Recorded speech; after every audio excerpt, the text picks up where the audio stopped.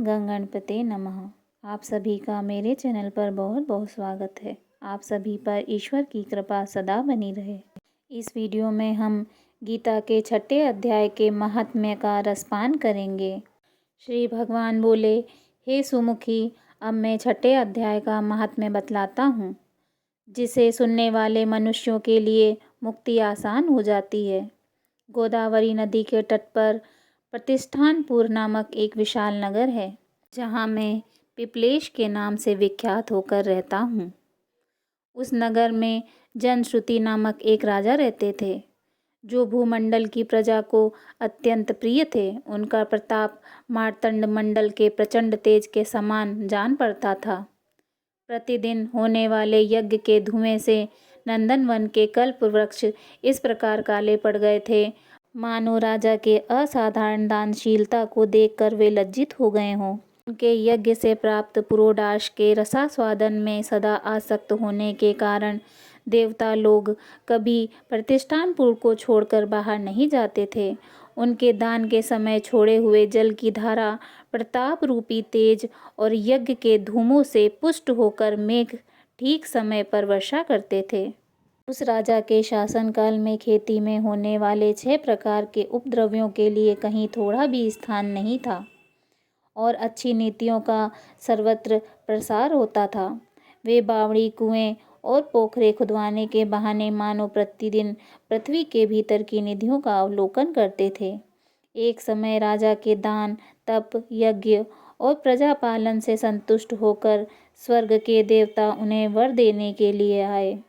वे कमलनाल के समान उज्जवल हंसों का रूप धारण कर अपने पंख हिलाते हुए आकाश मार्ग से चलने लगे।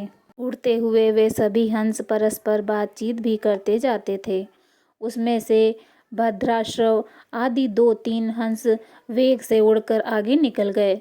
तब पीछे वाले हंसों ने आगे जाने वाले हंसों को संबोधित करके कहा, अरे भाई भद्राश्रव, तुम लोग वेग से चलकर आगे क्यों हो गए?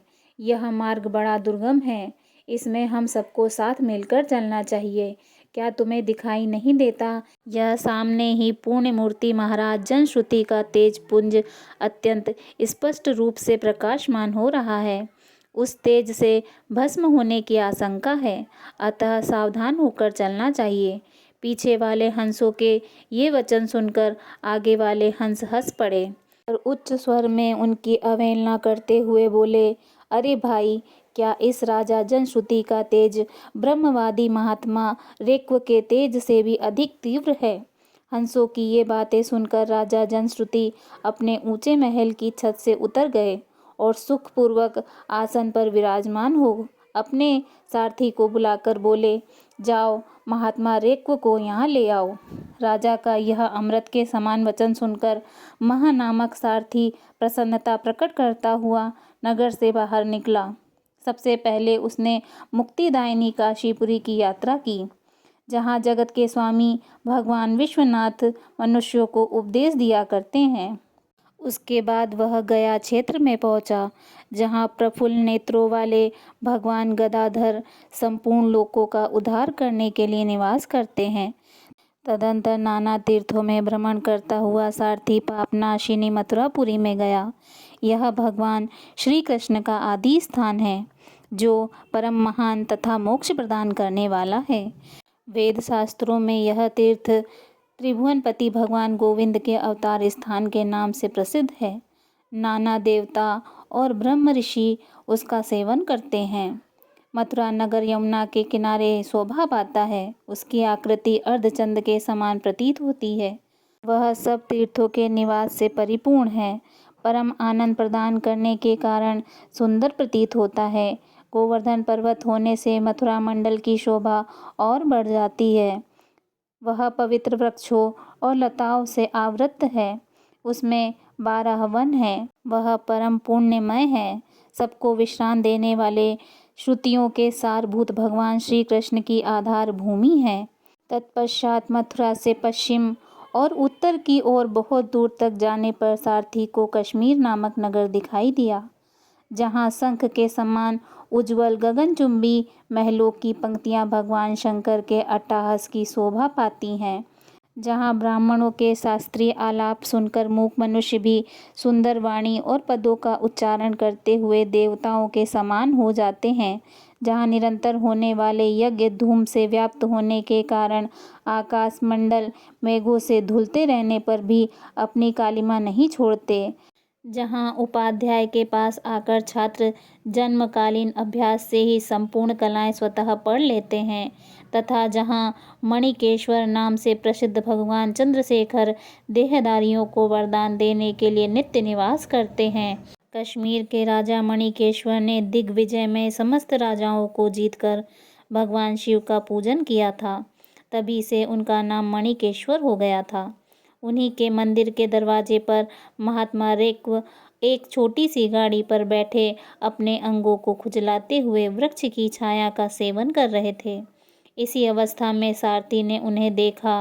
राजा के बताए हुए भिन्न भिन्न चिन्हों से उसने शीघ्र ही रेक्व को पहचान लिया और उनके चरणों में प्रणाम करके कहा, हे ब्राह्मण, आप किस स्थान पर रहते हैं? आपका पूरा नाम क्या है?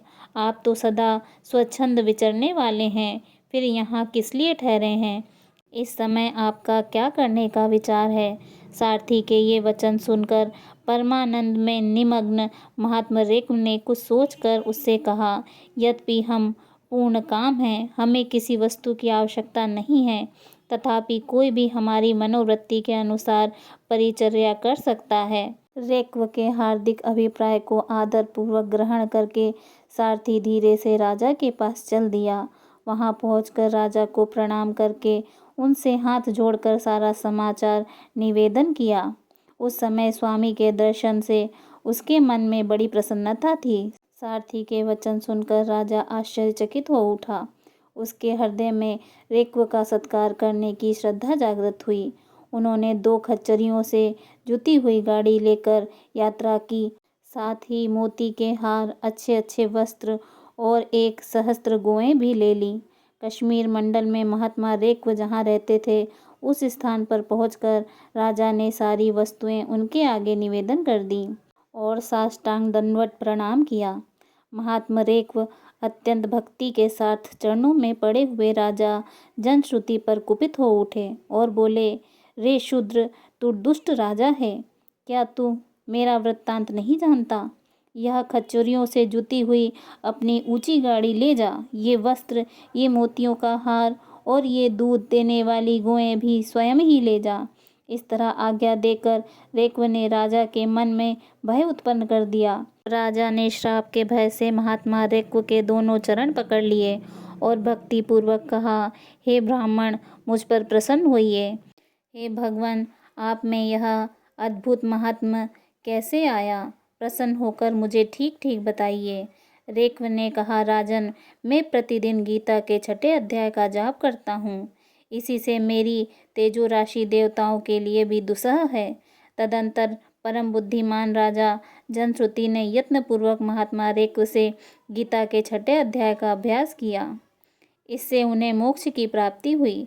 रेक्व पूर्वत मोक्षदायक होकर गीता के 6ठे अध्याय का जप जारी रखते हुए भगवान मणिकेश्वर के समीप आनंद मगन हो रहने लगे। हंस का रूप धारण करके वरदान देने के लिए आए हुए देवता भी विस्मित होकर स्वेच्छानुसार चले गए।